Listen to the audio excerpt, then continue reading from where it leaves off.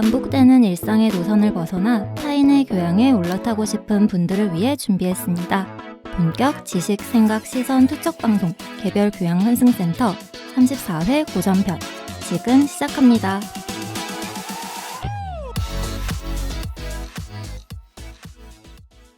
안녕하세요.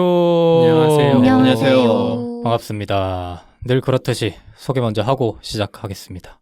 저는 정치사회와 문화 콘텐츠를 좋아하는 장빈둥입니다. 저는 만물에 대한 관심이 깊고 그 중에서도 자연을 사랑하는 안브리입니다. 세상 모든 비주류와 마이너 감성을 좋아하는 허유생입니다. 문화와 예술을 즐기는 따뜻한 인상주의자 김순트입니다. 반갑습니다. 반갑습니다. 반갑습니다. 아니 몸 좀 괜찮으세요? 순트님. 네, 괜찮습니다.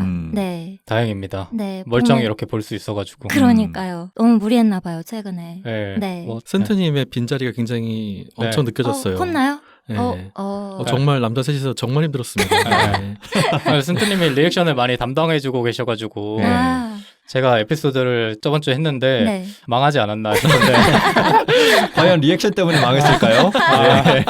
저는 저는 이제 우리 청취자 여러분들이 판단을 해주시겠죠. 예. 책임을 그쪽으로 돌리겠습니다. 제가 한 네. 명의 청취자로서 네. 들어보겠습니다. 네. 네. 문제가 무엇인지 한번 까보고 나서 판단해 주시길 바라고 네. 늘 그렇듯이 댓글을 한번 읽어보도록 하겠습니다. 네. 순트님 먼저 읽어주시죠. 네, 저 포스카 111님께서 오래간만에 오신 것 같아요. 네네. 그래서 그 집콕편 네. 확진이 되셨나 봐요. 코로나 확진이 되셔가지고 자가격리 중인데 네. 빈둥님께서 그날 빠르게 업로드를 해주셔가지고 아, 그렇죠. 네, 선물을 받으신 것 같다고 감사한 말씀을 남겨주셨어요. 그래서 되게 열심히 들어주신 것 같더라고요. 그때 제가 방송 때 소개해드렸던 빚도 네. 물어보셔가지고 알려드렸습니다. 저 네. 그 비 샀습니다. 오, 그래요? 네. 비서 보셨어요? 좋더라고요. 그쵸? 비 때문에. 어쩐지 오늘 머리가 약간 가발 쓰신 것 마냥 머릿결이 반들반들 하더라고요. 오늘은 그 빗으로 안 빗었습니다. 오늘 아니에요? 네. 뭐 어제 빗었겠지 뭐. 네. 네. 아무튼 저 같은 경우에는 네. 행복한 돼지님께서 제 에피소드에 답글을 달아주셨는데 네. 짠테크를 시작하셨는데 여러 가지 뭐 이것저것 해보고 계시는데 주위 사람들이 너 진짜 그렇게까지 살아야 되냐? 너 그렇게 거지까지 살아야 돼? 너 그런다고 부자 될 것 같니? 막 이렇게 하면 부자 된다고 하면은 비웃고. 근데 이게 정말 중요한 대목인데요. 네. 네. 그 수많은 자기 개발서나 성공학 책들을 읽어보면은 이런 부자가 되겠다는 선언을 하거나 그걸 위해서 한 발 한 발 내딛어 갈 때 네. 주위 사람들의 반응이 하나같이 이런 부정적인 반응이 온다고 합니다. 딱 이런 돼지님 같은 사례예요. 네. 너 이런다고 부자 안 돼. 물론 이 지인분이 굉장히 가까운 분일 수도 있고 제 네. 생각처럼 이렇게 부정적인 어투가 아니라 좀 가볍게 얘기한 걸 수도 있겠지만 네. 네. 어쨌든 간에 부자가 되는 길에 있어서 이런 반응은 누구나 따라온다. 지인분도 저희 팟캐스트 듣는다고 하시던데. 그래요? 그러면 같이 들으시면서 네. 좀 그 지인분이 혹시 들으신다면 네. 어, 지인분에게 한마디 네. 하시죠. 그렇게 말씀하시는 게 아니라 너 정말 좋은 길을 가고 있구나. 우리 같이 부자의 길로 같이 향해 보자. 이렇게 좀 격려해 주시면 어떨까라는 도덕 교과서요. 그냥 진짜로 공자 진짜 같은 말씀하시네. 원래 공자같이 진짜로. 왜냐하면 같이 발전하는 거 정말 중요하거든요. 그렇죠. 네. 그 친구분이 정말 중요한 사람이라면 네. 그렇게 조금 돈을 아껴가지고 아끼는 재미를 알려주는 것도 하나의 방법이 될 것 같아요. 그럼요. 그쵸, 네네. 그쵸. 뭐 예를 들어서 하나 선물을 준다든지 아니면 뭐 이런 재미를 좀 알려주기 시작하면은 주변의 시선도 조금 안 입고 온 시선에서 바뀌지 않을까. 그럼요. 네. 맞아. 뭐든지 처음에는 의심스러운 시각이 클 수밖에 없어요. 근데 그거를 그냥 주위에서 들려오는 어떤 그런 노이즈, 소음 네. 같은 거는 네. 잊으시고 묵묵히 가서 결과로 보여주면은 그때부터는 사람들이 물어보기 시작합니다. 너 어떻게 그렇게 그 성과를 이뤄냈니? 네. 그럴 때 이제 자랑스럽게 말씀을 해주시면 돼요. 예. 뭐 유승님도 네네. 영일사님께서 네. 처음 남겨주신 것 같은데 네. 정주행 하신다고 또 하필 또 이제 미래의료와 AI 편에 남겨주셨습니다. 처음으로 남겨주셔서 기분이 굉장히 좋네요. 정말 기분 좋아 보이는 표정이.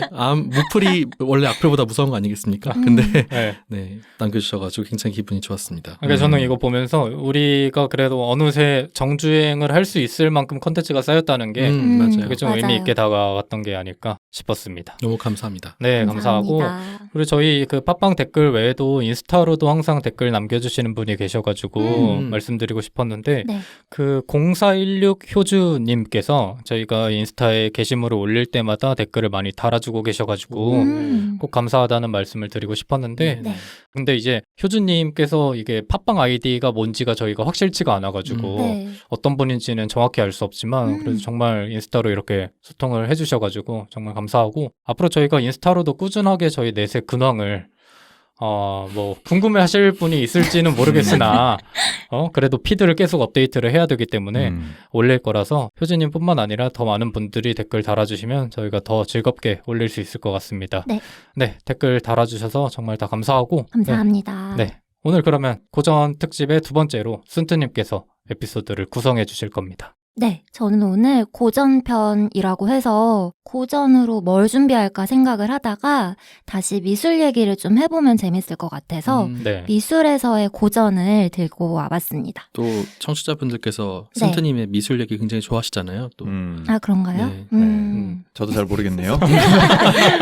그런가요? 예. 좋아해 주셨으면 네. 좋겠네요. 네. 네. 그래서 제가 오늘 들고 온 미술은 그리스의 미술이에요. 그래서 그리스의 예술 얘기와 그리스의 예술이 나오기까지의 그리스의 문화 그리고 역사까지도 조금 다뤄보려고 합니다. 네. 먼저 우리나라부터 생각을 해보고 싶어요. 우리나라 문화의 뿌리라고 하면 언제 어디에서부터라고 생각하시는지 그런 시점이 있으신지 아니면 없다고 생각하시는지 그런 게 좀 궁금하더라고요. 큰 게 있나? 조선시대 아니에요? 조선시대. 조선시대. 왜요? 그냥 우리 의식을 지배하는 전반적인 그런 유교 문화 라든지 그런 게 다 조선시대에서 왔다고 저는 알고 있거든요. 어떤 남아 선호라든지 왜냐면 그 고려시대만 해도 네. 그 학교에서 다 역사 배우잖아요. 네. 남자 자식과 여자 자식의 차별이 전혀 없었다. 근데 그 차별이 생기기 시작한 시점이 조선시대다. 뭐 이런 것들도 있고. 네. 네. 우리나라 얘기를 하면서 유교 문화를 빼고는 네. 얘기할 수 있는 게 좀 많지 않기 때문에 다른 분들은요? 글쎄, 뭐가 있을까? 저는 기본적으로는 동아시아 문화의 영향권 안에 있으니까 네. 네. 유불도 사상이라고 해야 될까요? 음. 유교, 불교, 도교 사상권이 이제 발생했던 네. 네. 고대 중국부터 시작되는 그런 뿌리가 다 연결돼 있다 생각하고 네. 네. 거기에다 플러스해서 우리나라는 그 무속 신앙 있잖아요. 네. 무교라 불리는 어떤 토속 신앙과 네. 다 짬뽕돼 있다 생각을 해요. 그러니까 유교도 그렇고 불교도 그렇고 도교 신앙이 전부 다 이런 우리나라 고유의 어떤 토속 신앙과 다 짬뽕돼 있어서 네. 그 문화 정체성 자체는 그런 네. 종교적인 전통, 유불도 플러스 그 무속 신앙이 네. 많이 지배하고 있지 않나라는 생각합니다. 네. 저도 생각을 해봤는데 네. 우리나라 문화의 뿌리라고 했을 때 저는 제일 처음 딱 떠오른 게 그 고조선 단군 신화 있잖아요. 네. 막 곰 나오고 네. 웅녀부터 시작해가지고 그렇게 돼서 홍익인간도 나오고 네. 해서 그렇게 시작됐다라는 생각과 그리고 저도 그 부르님 생각하신 것처럼 네. 유교 문화와 그에 반하던 서민 문화가 지금 우리나라 문화의 뿌리를 좀 구성했던 게 아닌가라는 생각을 해봤는데 네. 조금 막연한 느낌이 들어요. 우리나라 문화의 뿌리라고 하면. 그리고 사람마다 시점도 좀 다르게 생각을 하실 것 같아요. 네. 제가 얘기를 왜 꺼냈냐면 서양에서는 서양 유럽인들이 생각하는 그들 문화의 뿌리 그리고 예술의 뿌리가 있습니다. 물론 그들 모두를 대표할 수는 없겠지만 네. 대부분 서양 유럽인들이 자부심을 가지고 우리 문화의 뿌리다, 예술의 뿌리다라고 자랑스럽게 말할 수 있는 문화가 바로 오늘 소개해드릴 그리스 로마의 문화와 예술이에요. 그리고 로마의 문화와 예술은 그리스로부터 영향을 너무 많이 받았기 때문에 네. 그리스 문화와 예술이 그들 문화의 뿌리이다. 그리고 예술의 뿌리이다 라고 말씀을 드릴 수 있을 것 같아요. 서양이라고 한다면 유럽권을 얘기하는 건가요? 그쵸. 이제 지중해 쪽에서부터 유럽 문화가 시작이 되었기 때문에 유럽권을 생각하시면 좋을 것 같고요. 네. 그래서 오늘 그리스의 예술, 그 중에서도 그리스의 예술 중에서도 고전이라고 불리는 그 고전 문화, 고전 예술에 대해서 이야기를 나눠보려고 합니다. 네. 미술사 그리고 예술사에 있어서 고전주의라고 하는 시기가 세 시기로 크게 구분이 될 수 있어요. 세 개의 시기로 구분이 될 수 있는데 첫 번째 시기가 바로 그리스 로마의 예술이고요. 그리스의 예술기에는 고전기 예술이 따로 존재를 합니다. 네. 그리고 오늘 이 부분이 우리가 얘기를 나눌 부분이고요. 두 번째 고전은 르네상스에 등장을 해요. 르네상스에서도 고전주의 예술이 등장을 하는데 네. 이때 르네상스 그리고 고전주의는 그리스 고전의 부활을 모토로 합니다. 그래서 그리스의 전통과 문화를 이어받은 이탈리아에서 시작되는 운동이 르네상스 운동이고요. 네. 세 번째는 신고전주의라고 해서 18세기 후에서 19세기 초에 전개되었던 예술사의 흐름인데 이것도 마찬가지로 고전, 그리스 로마의 부활을 목표로 합니다. 물론 이게 방향성은 조금씩 달라져요. 그런데 추구하고 있는 것이 고전인데 그 고전이 그리스의 고전이라는 거죠. 네. 그래서 과연 그리스의 고전 예술이 어떻길래 이들은 고전을 꾸준히 그리워했고 그리고 그렇게 대단하다고 생각을 하는지 얘기를 나눠보면 좋을 것 같아요. 네. 오늘은 그리스의 예술에 대해서 얘기를 할 거기 때문에 네. 그 예술에 대한 이해를 돕기 위한 역사 얘기를 잠깐 짚고 넘어가 보려고 합니다.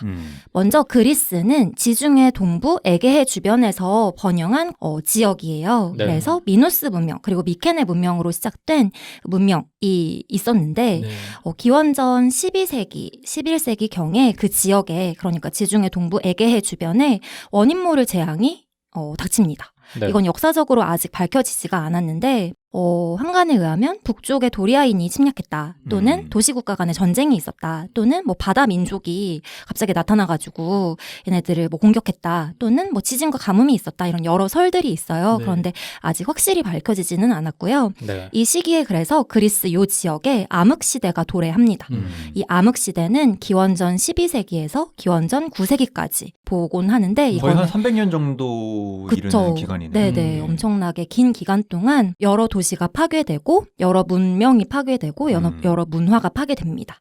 이때의 문명은 보통 에게 문명이라고 부르고 네. 미술도 에게 미술이라고 부르는데요. 네. 이 암흑 시기가 지나고 나서 기원전 8세기 경에 암흑 시대가 끝나고 여러분들이 많이 알고 계실 폴리스가 등장을 합니다. 네. 이 지역에 등장하는 폴리스는 스파르타, 뭐 아테네, 도시국가. 그쵸. 네, 도시국가를 거죠? 예, 얘기해요. 그래서 종교와 언어를 공유하고요. 하나의 문화권을 형성하는데 계속 다퉈요. 전쟁을 많이 하는 도시국가들이 탄생을 하고 나라의 규모는 상당히 작아서 제일 컸다고 부르는 아테네도 제주도보다 작았다고 해요.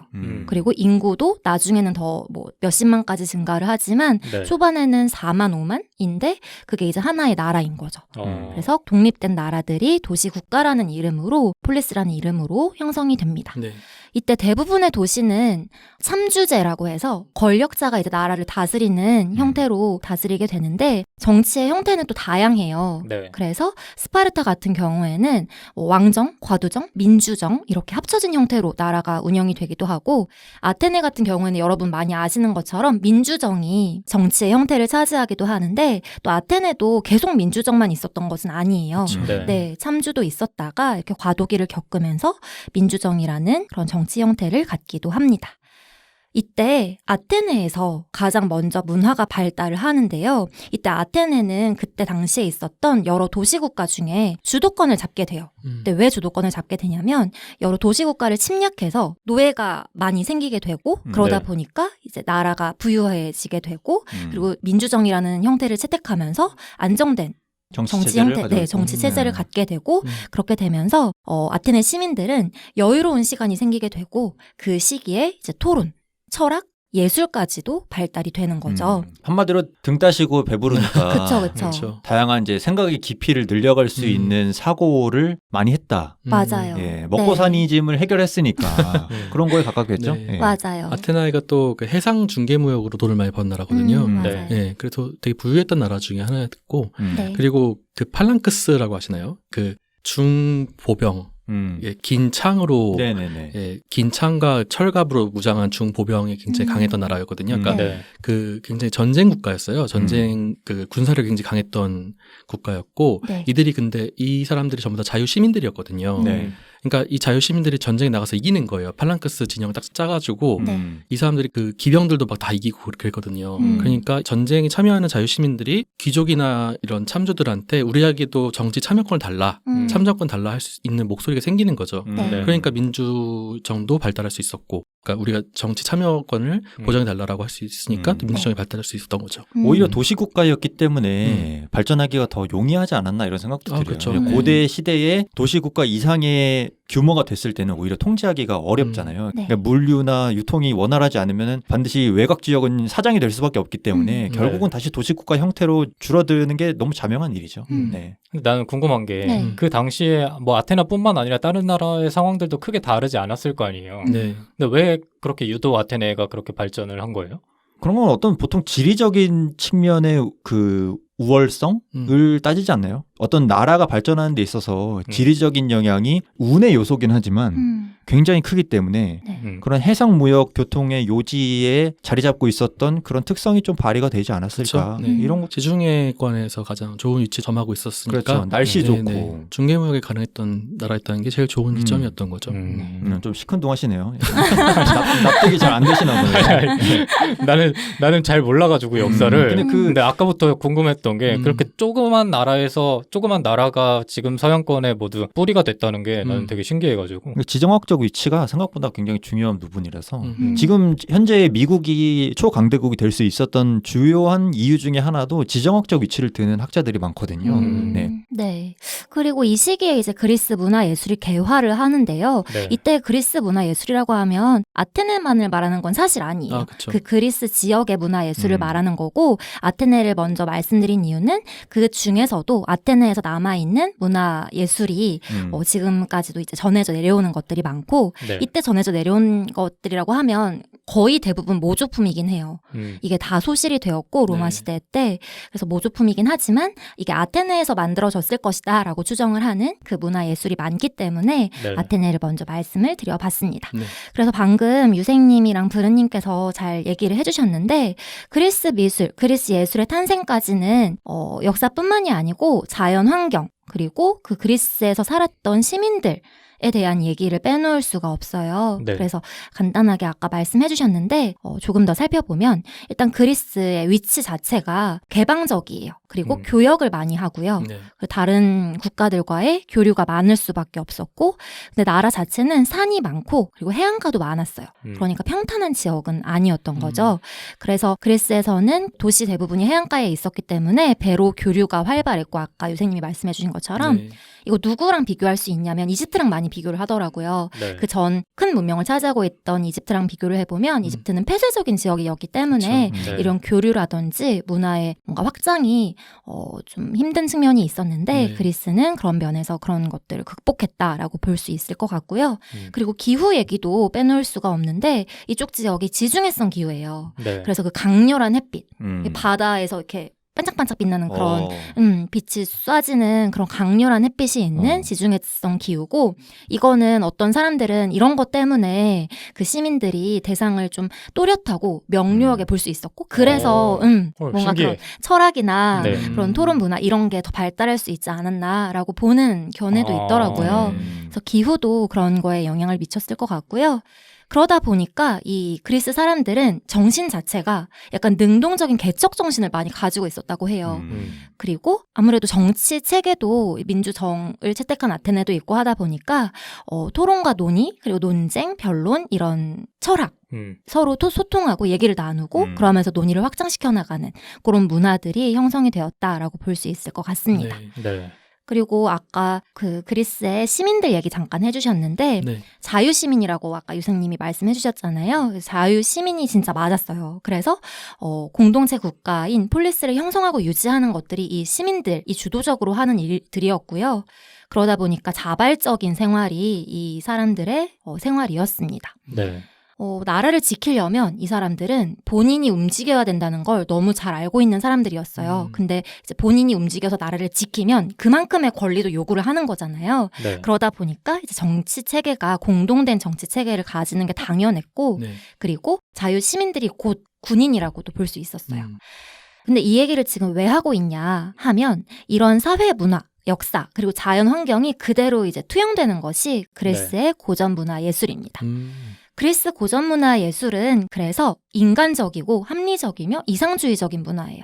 이게 아무래도 자유 시민이 국가에 참여를 하잖아요. 국가 네. 정치에 참여를 하잖아요. 그리고 뭔가 논쟁 토론 이런 것들을 통해서 음. 국가의 일을 결정하고 본인들의 생존에 대한 그런 이야기들을 나누다 보니까 당연하게도 인간 자체, 개인 자체에 대한 관심이 증가할 수밖에 없어요. 그리고 인간의 능력, 인간의 이성을 중시할 수밖에 없습니다. 그렇죠. 왜냐하면 이 인간의 능력과 인간의 이성에 의해서 우리나라가 존폐의 위기에 놓일 수도 있고 우리나라 융성할 수도 있고 하기 때문에 네. 그런 문화가 발달할 수밖에 없었고요. 네. 그리고 철학이 발달하는데 이전에 뭔가 문명이라든지 시스템들에 비해서 민주적이고 자유로운 분위기가 있었기 때문에 여러 사람이서 모여서 이야기를 나누고 그걸 이제 여론으로 형성하는 철학이 발달하기도 합니다. 그리고 이때 아름다움의 개념이 등장하는데요. 이제 이때의 아름다움의 개념은 현실에서 동떨어진 아름다움이 아니고 네. 현실 속 최상의 아름다움을 찾기 시작해요. 그래서 이집트 같은 경우에는 이제 신격화 시켜서 예술을 다루는 경우가 많았단 말이에요. 네. 근데 이때 이제 그리스 문화에서부터는 신도 인간화해서 표현을 해요. 저희 그리스 로마 신화 들어보면 다 인간처럼 굴잖아요. 이때 예술 자체가 신도 인간화 시켜서 표현을 하고 그리고 인간도 뭔가 신성화하는 것이 아니라 인간 중에서 최상의 인간을 이제 숭상하고 그걸 예술로 표현하는 문화가 생성됩니다. 네. 그래서 이때 그리스 사람들은 우리의 노력에 의해서 신과 가까워질 수 있다. 그리고 인간으로서 완벽해질 수 있다고 생각하는데요. 이게 이 전 문화와는 좀 다른 것이 신을 숭상하는 것과 인간으로서의 최상의 인간을 이제 떠받드는 것은 많이 다르잖아요. 네. 그러다 보니까 인간 중심이다라고 하는 것이 이런 생각들에서부터 비롯되는 것이다라고 말할 수 있을 것 같아요. 그래서 이제 이것이 반영된 것이 예술인데 이때의 주요 예술품은 조각입니다. 네. 그래서 네. 오늘은 조각을 위주로 살펴보겠습니다. 네. 네. 그래서 그리스 미술 중에서도 조각 예술을 살펴볼 건데 그리스 미술을 살펴보기 위해서는 이 발달 순서를 크게 네 부분으로 구분을 하기 때문에 그것부터 먼저 설명을 해드리고 싶어요. 네. 어떻게 발달을 하냐면 먼저 기하학적 시기라는 시기가 있고요. 이때는 암흑기의 예술이에요. 그래서 아까 암흑기가 왔었다고 했잖아요. 네. 그때 예술이 이 기하학적 시기인데 왜 기하학적 시기냐면 이때 문양이라든지 남아있는 회화 작품 이런 걸 보면은 도형, 네. 진짜 말 그대로 기하학적 무늬들이 많아요. 그래서 기하학적 시기라고 부르고요.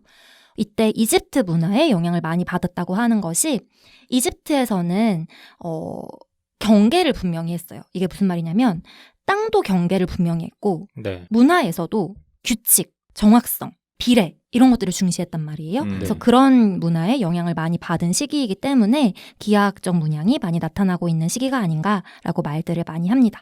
이때는 10세기에서 8세기 정도라고 이제 말들을 많이 하고요. 두 번째는 아르카이기라는 시기가 등장을 하는데 이거는 뭐예요? 아르카이크.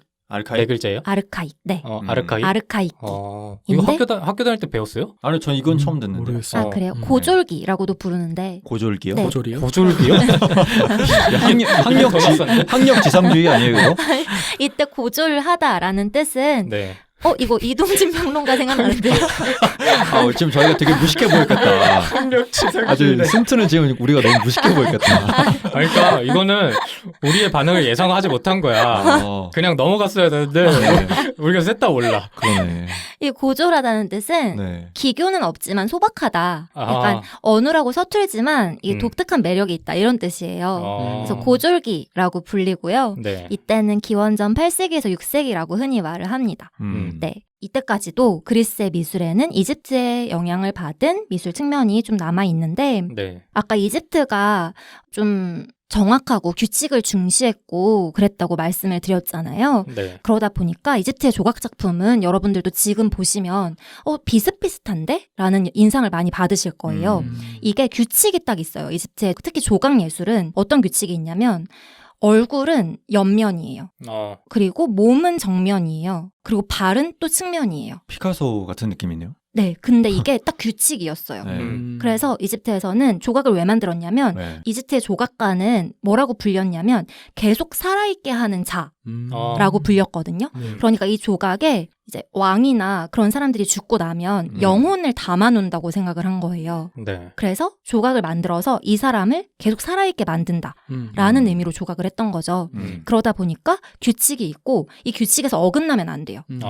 조각뿐만이 아니고 회화에서도 그런 모습이 왕이나 좀 권위 있는 사람들의 모습은 그렇게 다뤘습니다. 이집트 벽화 같은 거 보면 이런 느낌으로 그려져 있던 것 맞아요. 같은데. 근데 네. 그런 느낌의 사람들은 이제 권위자예요. 왕, 어. 귀족 이런 사람들이고 네. 이집트에 남아있는 그런 회화 작품 중에서도 좀 하층민들은 오히려 몸의 표현이 자연스럽거든요.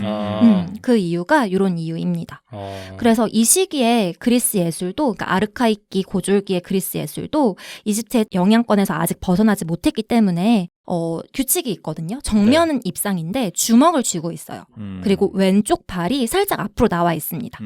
그리고 몸이 좀 엄격하게 표현이 되어 있는데 약간 좀 굳어 있는 거죠. 그러니까 되게 그 우리가 흔히 떠올리는 그리스 조각 같이 이렇게 좀 뭔가 동적인, 움직일 것 같은 동적인 맞아요. 느낌이 그런 없다는 느낌은 거죠. 전혀 아니에요. 그래서 아르카이기 고졸기의 그리스 예술은 여러분들이 흔히 생각하는 그리스의 조각 작품이랑은 조금 다를 거예요. 그래서 이 시기의 작품들은 여러분들이 보시기에 그리스 같지 않다. 오히려 좀 이집트 조각에 좀 가깝다라는 인상을 많이 받으실 수도 있고 네. 합니다. 그런데 이때 이집트와의 차이점은 있어요. 어떤 차이점이 있냐면 이때 나타나는 시그니처 미소가 있습니다. 네. 시그니처 미소를 아르카익 스마일이라고 부르거든요. 네. 근데 이 아르카익 스마일이 입꼬리가 올라가고 볼이 약간 볼록하게 나온 희미한 미소를 머금은 얼굴을 말해요. 근데 이 미소가 엄청나게 귀여워요. 되게 어색한데 한번 검색해 보시면 네. 이 아르카익 스마일이 되게 귀여운 미소거든요. 그리고 되게 부자연스러운 미소예요. 네. 그래서 이걸 가지고 말들을 많이 하는데 감정을 표현한 거다라는 말도 많이 하고 한편으로는 기술적인 문제다. 이거는 조각을 하다가 기술적인 문제로 인해서 이런 네. 미소를 조각할 수밖에 없었던 거 아닌가라는 말도 많이 합니다. 귀엽네요, 진짜. 그쵸. 엄청 귀여워요. 아르카익 스마일이라는 게 나타나고요. 또 하나의 이집트와의 차이점은 네. 이집트는 인물상을 만들 때 그 돌의 구속에서 못 벗어나거든요. 뒤에 뭔가 이렇게 받쳐주는 돌이 있어요. 그러다 보니까 360도의 관찰이 불가능해요. 그런데 이제 그리스에서는 더 발달을 해서 조각상이 완전하게 본인의 힘으로 서 있기 시작합니다. 네. 네. 이때 고졸기에 이제 그리스 조각을 부르는 용어가 두 가지가 있는데 남자 조각을 부르는 용어가 쿠로스라고 하고요. 여자 조각을 부르는 용어가 코레라고 하는데 이 네. 쿠로스와 코레가 많이 만들어지는 시기이기도 합니다. 네, 이렇게 해서 아르카이기 고졸기에 조각이 많이 제작이 되고요. 그리고 오늘 이제 좀 유익 있게 말씀드릴 부분이 바로 고전기의 그리스 조각 예술인데요. 고전기라고 하면 기원전 5세기에서 4세기 의 조각 예술을 말하고요. 네. 이때는 그리스가 가장 빛나던 시기예요. 네. 이때 군사적인 정복도 활발하게 일어나던 시기고 사회의 발전, 정치 개혁, 그리고 무역에서도 우위를 차지하던 시기가 바로 이 시기입니다. 이때 이 고전기의 포문을 연 사건이라고 하면 페르시아 전쟁이에요. 델로스 동맹. 네.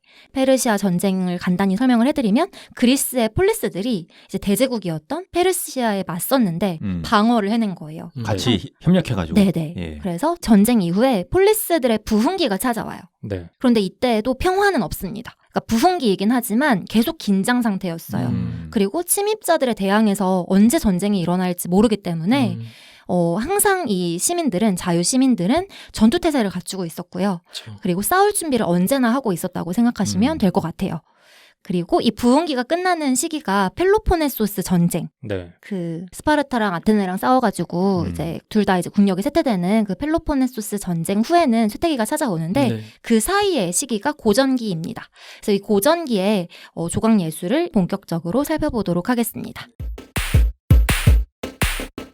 고전기의 예술을 살펴보기 위해서는 또 다시 한번 이 당시에 사람들이 어떤 생각을 했나라는 것을 먼저 살펴보면 좋을 것 같아요. 네. 네. 먼저 첫 번째는 이때 미술가들이 아까 이집트의 예술에서 영향을 많이 받았다고 했잖아요. 네. 근데 이제 나라가 여유가 생기고 생각할 여유도 생기고 하다 보니까 이집트의 예술을 떠나서 우리만의 예술을 고민하기 시작합니다. 그래서 이상적인 아름다움이란 무엇인가에 대한 깊은 고민을 하기 시작하고요. 네. 이때 조각가의 이름도 많이 알려져서 이 조각가가 뭐 조각을 잘한다더라, 저 조각가가 잘한다더라 이런 말도 많이 나오기 시작하는 때가 이 고전기입니다. 이집트의 조각은 지배자의 힘과 권위를 나타냈는데 그리스의 조각은 좀 달라요. 건강하고 절제 있는 남성상을 구현하는데요.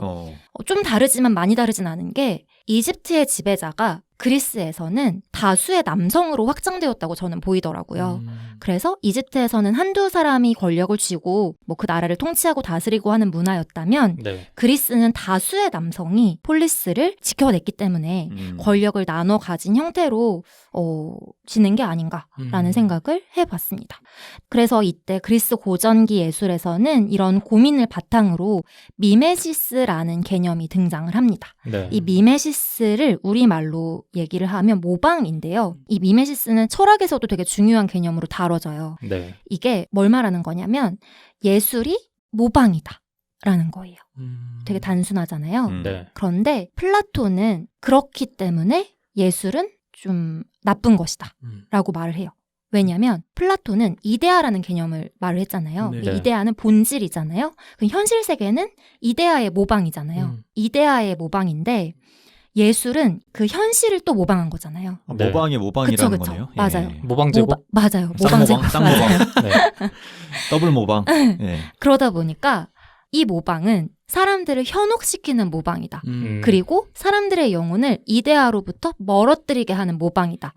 라고 본 거예요. 네. 그리고 그렇기 때문에 예술가는 사기꾼이다. 라고까지 표현을 했어요. 맞아요. 그래서 이 예술적인 미메시스를 추방해야 된다. 라고 본 입장이 플라톤이었고요. 네. 반대로 아리스토텔레스는 에이도스라는 개념을 말하는데요. 이 에이도스는 본질이에요. 그러니까 플라톤으로 치면 이데아와 비슷한 개념이죠. 네. 그런데 이 에이도스를 모방한다는 것은 본질을 잘 파악한다는 것으로 또 봐요. 그러니까 똑같이 모방은 맞는데 이 모방이 사람들을 현혹시키냐 또는 본질을 잘 구현해내냐 의 시점 차이인 거예요. 네. 그래서 미메시스, 모방이라는 것은 본능이다. 그 자연스러운 거다. 그리고 화가는 이거를 본질이라는 것을 재현해주고 있기 때문에 훌륭한 사람이다. 라고 본 것이 아리스토텔레스이고 네. 그 반대에 있던 사람이 플라톤이죠. 그렇죠. 근데 저희가 여기서 이제 초점을 맞춰야 될 부분은 결국에 모방이라는 거예요. 네. 그리고 이때의 모방은 본질의 모방이라는 거죠. 그러니까 다른 말로 말하면 가장 이상적이고 위대한 아름다움을 모방한 것이 바로 그리스 예술이라는 거예요. 네. 그리고 이때 그 이상적인 아름다움이 바로 미의 기준이 된다는 겁니다. 그래서 이 얘기를 하기 전에 지금 우리 시대의 미의 기준에 대해서 먼저 얘기를 나눠보고 싶었어요. 네. 미의 기준이라고 하면 지금은 어떤 모습이 그려지시는지 또는 하나의 모델이 있는지 아니면 그런 게 없다고 생각하시는지. 우리 시대에서 우리가 느끼는 미의 기준. 네.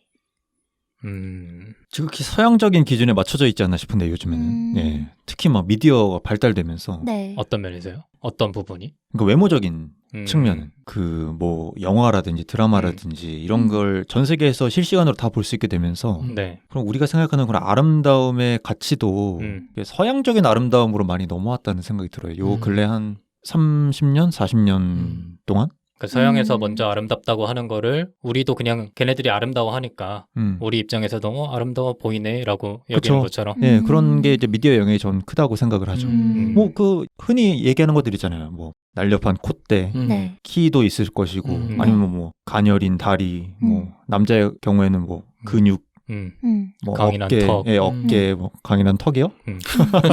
그런 것도 있나요? 턱이 발달된 사람을 되게 미남이라 그러죠. 서양에서. 예, 호남형 이런 거.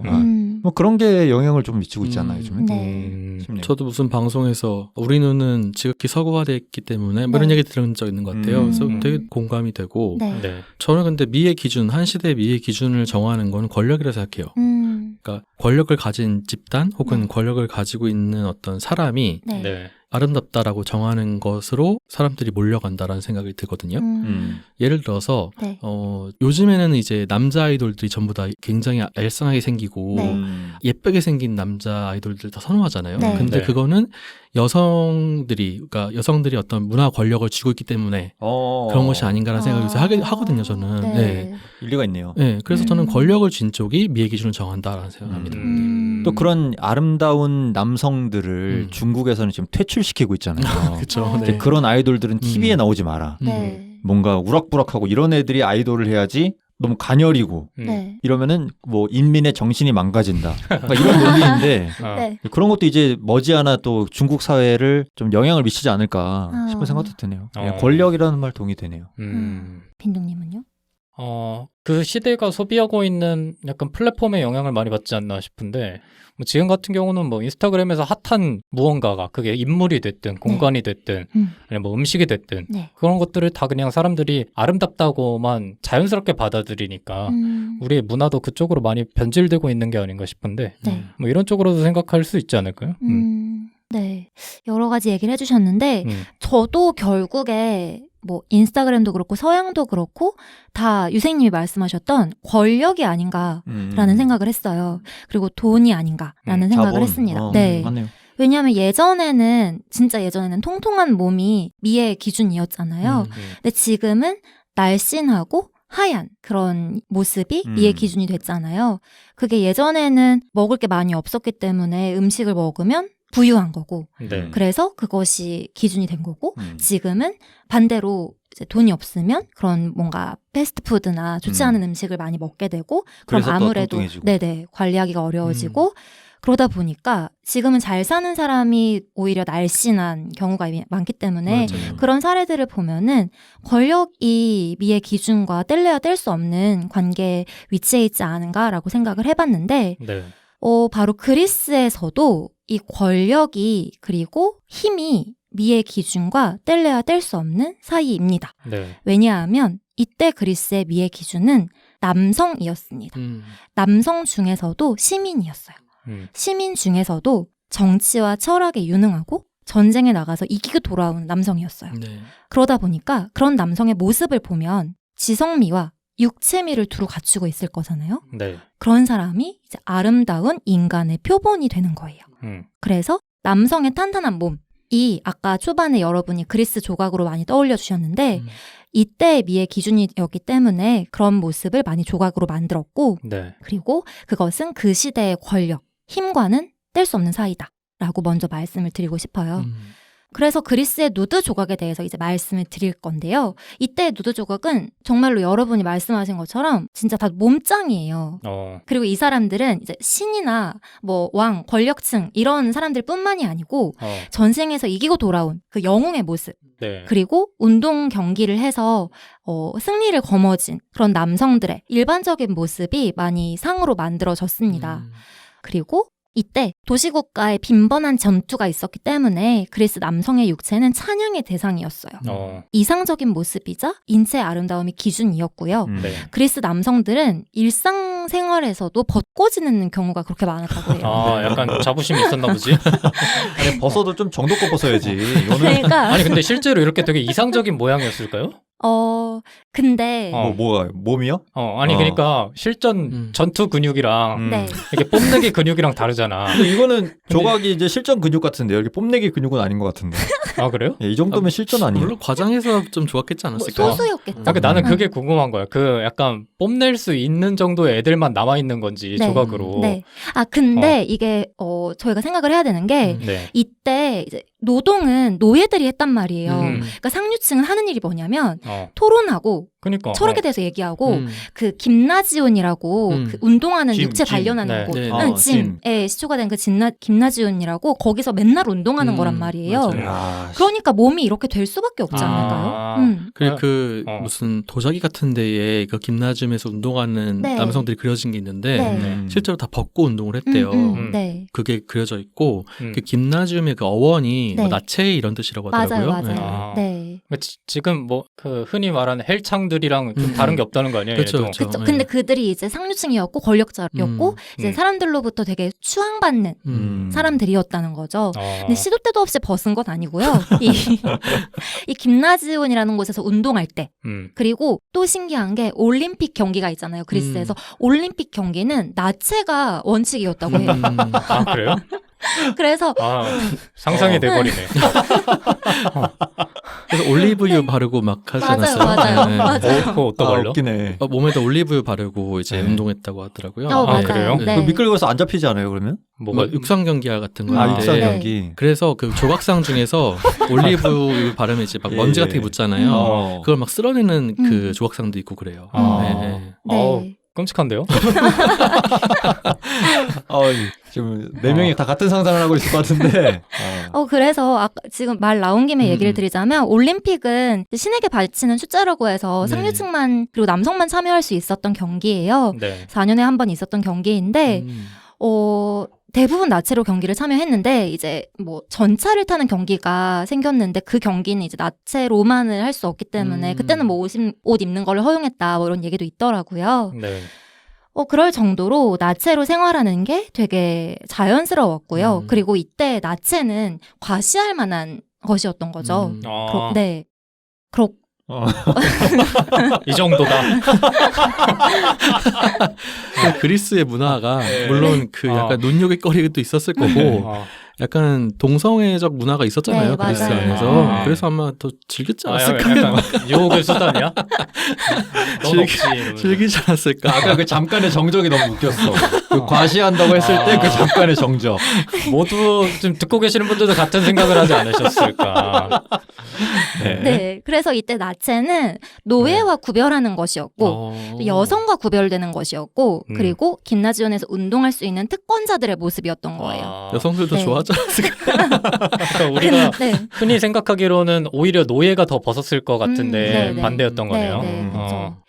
그리고 이제 그리스의 예술 작가들은 이렇게 나체로 운동하던 선수들, 아름다운 육체를 가꾸던 그리스인들한테 영감을 많이 받는 거죠. 그리고 그게 미의 기준이었기 때문에 그들의 관철을 통해서 생생한 조각을 만들어냅니다. 네. 이렇게 벌거벗은 상태로 어떻게 보면 순수한 아름다움이잖아요. 그러니까 인간 본연의 모습이잖아요. 걸치지 않은 네. 그 본연의 모습. 그리고 인체가 직관적으로 딱 보이는 그 모습을 통해서 조형의 미를 추구를 했고요. 이때 나온 말들이 인간은 만물의 척도이다. 그리고 인간이 뭐 세계의 중심이다. 이런 말들을 많이 하기도 했습니다.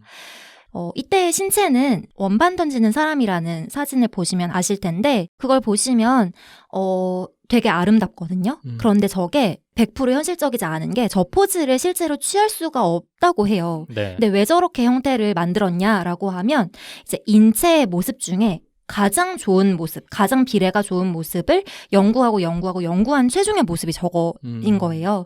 그러니까 인간을 미의 기준으로 삼았는데 그 인간 중에서도 최상급 인간을 미의 기준으로 삼은 거죠. 네. 아니 뭐 한우도 아니고 뭐 최상급 인간이라고 하니까 뭔가 웃기네요. 그리고 비율이나 이런 걸 중요하게 맞아요. 생각하다 보니까 네. 아마 이렇게 하지 않았을까. 네, 그러니까 현실적이긴 하지만 현실 속에서 가장 최상으로 등장할 수 있는 남성의 모습을 저렇게 조각을 했다라고 보시면 될 것 같아요. 네. 그러니까 이때는 신체적으로 강한 사람이 강자인 거예요, 말 그대로. 그리고 전쟁을 해야 했으니까. 맞아요. 아무래도. 예. 네네.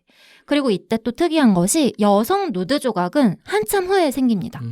왜냐하면 이때 그리스 사람들은 여성에 대해서 여성은 남성에 비해 못한 존재고 욕망을 자극하기 때문에 되게 불온한 존재이고 완전하지 않은 존재다라고 봐요.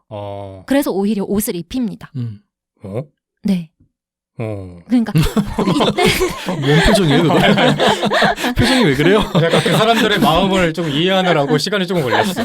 이때 나체는 나체를 보이는 것은 이게 최상의 아름다움이기 때문에 보여준 거예요, 사람들한테. 그 아름다움에 대한 이제 찬탄을 불러일으키기 위해서. 네. 근데 여성은 아름답지 않은 거죠. 그러니까 오히려 가린 거예요. 그리고 좀 이제 시간이 지난 후에 그러니까 남성 누드 조각이 성행하던 시기를 지나서 이제 여성 누드 조각이 등장을 하는데요. 네. 어쨌든 그래서 이때는 젊은 남성의 육체적인 이상적인 아름다움에 몰두를 합니다. 그리고 이때 이제 새롭게 등장하는 개념이 콘트라포스토라는 개념이에요. 네. 어려운 거 나왔다. 이거는 뭐라고요? 어려운 거 나왔다고. 어려운 거 콘트라포스트? 기억하셔야 돼요. 네, 콘트라포스토. 이거 이탈리아어인데요. 네. 무슨 뜻이냐면 대비된다라는 뜻이에요. 네. 콘트라스트. 네네. 그래서 이거는 포즈인데요. 어떤 포즈냐면 인체 입상에서 네. 인체의 중앙선이 S자형으로 그려지는 포즈예요. 그래서 한번 이제 뭐지? 취해보세요. 체중을 한쪽 다리로 지탱하고 네. 미묘한 곡선을 보입니다. 그래서 이걸 만들기 위해서는 무릎을 약간 구부려야 되고요. 엉덩이를 조금 회전시키면서 척추를 드러내고 어깨 또한 한쪽으로 기울어진 자세입니다. 그렇게 해서 콘트라포스토라는 개념이 등장을 하는데 네. 이거는 되게 자연스러운 모습으로 인체를 아름답게 표현한다라는 측면에서 되게 중요한 개념으로 이때 등장을 합니다. 네. 이것처럼 이때 사람들은 어떤 몸이 비례적으로 완벽한 몸인가, 어떤 몸이 이상에 가까운 몸인가를 탐구하게 되고요. 이때 폴리클레이토스라는 되게 유명한 조각가가 있는데 이 네. 조각가는 잘 만든 조각 작품이라는 것은 머리카락 굵기의 오차 안에서 계산된 수많은 측량의 결과이다. 라고 네. 이야기를 해요. 그래서 이집트와는 이제 완전히 달라진 거죠. 이집트 조각가는 완전히 달라진 것이 유연한 비례 법칙을 사용하고요. 네. 그리고 비례라는 것이 딱딱딱 머리부터 끝까지 하나의 비례가 있는 것이 아니라 신체의 한 부분이 다른 부분과의 관계 속에서 조화를 이루는 개념을 이때 확립을 해요. 그러니까 뭐 지금 시대의 얼굴로 따지면 눈이 크다고 해서 미인이 아니라 그쵸. 눈이 얼굴에서 어느 정도가 돼야지 네, 맞아요. 뭐 이런 느낌처럼 네. 그래서 이제 이 고전기의 예술로부터 여러분들이 많이 알고 계실 황금 비율, 황금 비례 네. 이런 것들이 나오기 시작하고요. 이후로 이제 건축에서는 파르테논 신전이라든지 네. 그런 유명한 작품들도 많이 탄생을 합니다. 이때 예술가들은 그래서 이런 작품들을 많이 보여줌으로 인해서 이 위대한 남성들 그리고 아름다운 남성들이 사람들로부터 존경의 대상이 되기를 원한 것 같아요. 네. 그래서 이걸 이제 공개된 장소에 많이 배치를 시켜서 사람들이 많이 보게 했고요. 당연하게도 이런 남성들은 강한 사람들이었기 때문에 권력자들이었고요. 네. 그리고 이런 권력자들 사이에서 정치 문화, 토론 문화, 철학 문화 이런 것들이 발달을 합니다. 이때 그리스 예술가들의 역할은 그러니까 이런 권력자들의 아름다움을 널리 퍼뜨렸던 것 같아요. 네. 제가 볼 때는. 그래서 나라를 그런 사람들이 더 수월히 다스릴 수 있게 하고 대다수의 시민들이 이제 이 사람들을 본받아서 자신의 몸을 열심히 가꾸고 그리고 자신의 정신을 열심히 가꾸기를 바랬던 것 같습니다. 네. 그럼 마지막으로 이때 그럼 그리스 예술가들이 그랬다고 하면 지금 시대의 예술을 만들어내는 예술가들은 어떤 역할을 하고 있는지 어떻게 생각하시는지 궁금해지더라고요. 그리고 나아가서 지금 예술가들의 시대적인 소명이 있다면 이때는 이런 아름다움, 남성의 아름다움을 퍼뜨리고 그리고 이런 사람들의 존경을 받게 하는 것이 그리스 예술가들, 특히 조각을 예술하던 사람들의 어떻게 보면 역할이라고 했다면 네. 지금 예술가들은 사회 속에서 어떤 역할을 한다고 생각하시는지를 마지막으로 여쭤보고 싶었어요. 어떻게 생각하시나요? 글쎄요. 근데 그때랑 지금이랑 비교하기가 되게 애매한 것 같은 게 네. 당시에는 사회적인 문제점이 조금 어느 정도 뚜렷하니까 뭔가 예술가가 치러야 될 그런 소명 같은 게 좀 네. 요구할 수 있었다고 생각은 하는데 네. 지금 우리 시대에서는 예술가들한테 그런 걸 요구하는 것 자체가 조금 맞지 않는 일이 아닌가 싶긴 하거든요. 그러니까 그들한테 뭔가를 요구하는 것 자체가 우리가 뭐 그럴 자격이 있나라는 생각이 먼저 들기도 하고 네. 그들 역시도 그런 차원에서 예술을 아예 접근을 안 할 것 같다는 생각이 먼저 들거든요. 그냥 뭐 그들도 어찌됐든 생계를 유지해야 되는 사람들인데 네. 뭐 이게 이론적으로 따지면 뭐 네. 사회에 조금 변화를 이끄는 첫 축이 뭐 예술가가 된다 뭐 이런 얘기도 있잖아요. 네. 뭐 그런 얘기가 있긴 하지만 글쎄요. 그거는 정말 옛날 시대의 얘기인 것 같고 네. 앞으로의 예술가들이 할 수 있는 역할은 그것과는 조금 거리가 떨어지지 않을까 뭐 이런 생각이 좀 들긴 합니다. 우리나라 다른 나라는 어떤지 모르겠고 우리나라에 한정돼서 생각을 해보면은 네. 예술을 한다는 사람들이 느끼는 도덕적인 무게감이라고 해야 되나요? 네. 그런 게 점점 커질 것 같다는 생각은 들어요. 왜냐면은 여러 가지 잣대가 점점 많아지잖아요. 네. 그래서 그런 것들을 다 하나하나 만족시키기 위해서는 점점 더 생각할 게 많아지지 않을까? 예를 들면은 이 그리스 때랑 직접 비교는 어렵겠지만 이때 당시에는 그리스 시민이라는 개념 자체에 이미 되게 차별적인 요소가 들어가 있었잖아요. 네. 뭐 남자만 해당이 된다든지 아니면 뭐 부유한 사람이 된다든지. 근데 그렇기 때문에 오히려 더 자유롭게 예술을 했던 느낌이 드는데 네. 지금은 그런 걸 생각할 수도 없고 해서도 안 되는 시대잖아요. 네. 그리고 오히려 더 많은 사람들의 기준에 확립하는 예술을 해야 되고 그렇기 때문에 더 예술가들이 지켜야 되는 부분이 점점 더 많아진다는 느낌? 그러니까 내가 예술가라면 조금 좀 어이가 없을 것 같아. 하지 말라는 건 많으면서 뭔가를 요구한다? 이게 되게 어불성설이 아닌가 싶기도 한데. 네. 이 당시에 예술가들이 내가 뭐 국가적인 차원에서 혹은 국가적인 프로파간다를 전하기 위해서 예술했다고 생각하진 않아요.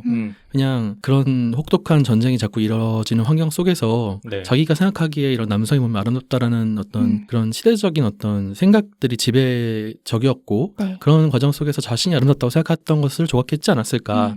그쪽에 더 가까웠지 않았을까라는 생각이 더 많이 드는데 네. 네. 그걸 떠나서 그러면 이제 지금 시대 예술가들의 역할은 무엇이냐라고 물어보신다면은 역할이 있나라는 생각이 좀 들어요.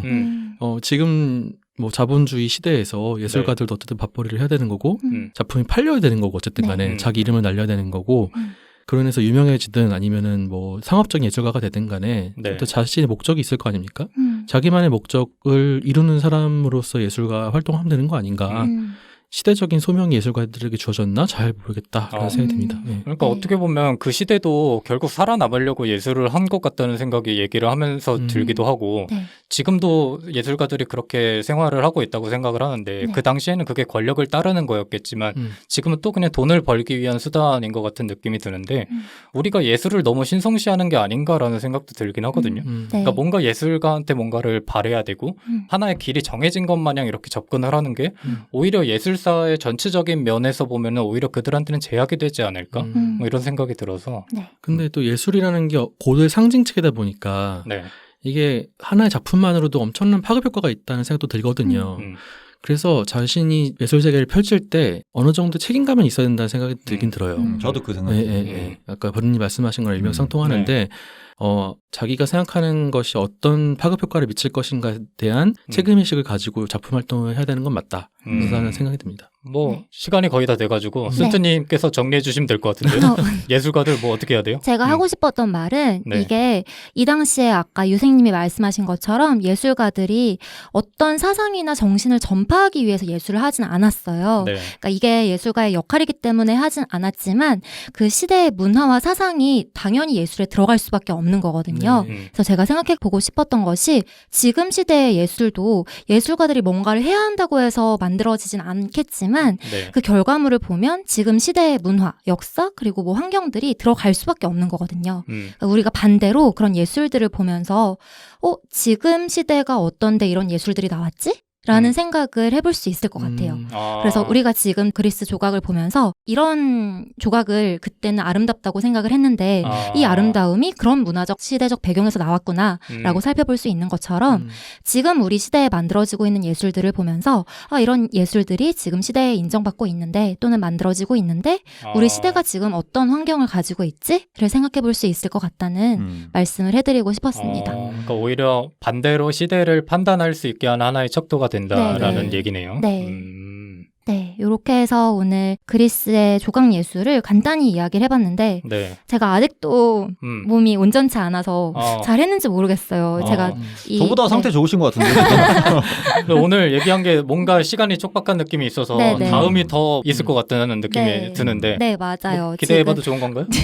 지금 그리스의 조각 예술 중에서도 고졸기 잠깐 그리고 고전기 이렇게 살펴봤단 말이에요. 근데 사실 그리스 예술은 저는 헬레니즘기를 제일 좋아해요. 네, 감정 그리스 조각에서의 표현의 백미라고 저는 보거든요. 그래서 다음 기회에 그 헬레니즘기의 예술에서도 말씀을 드려볼 기회가 있었으면 좋겠습니다. 라오콘상이 헬레니즘인가요? 맞아요. 라오콘상 안 나와서 좀 아쉬웠습니다. 네. 오늘은 맛보기인 걸로. 맞습니다. 지중해 어떤 해변가를 걷다 온 기분이 드네요. 아니에요? 지중해 그 바다를 본 것 같은 느낌이 드는데. 뜬금이 없다. 네, 맞는 걸로 하죠. 지중해를 걸으면서 뭐 오늘 에피소드는 여기서 마치도록 하고 다음 이제 고전편은 유생님하고 푸른님께서 또 준비해 주시길 바라고 오늘 순트님의 에피소드는 여기서 마무리하도록 하겠습니다. 고생하셨습니다. 고맙습니다. 감사합니다.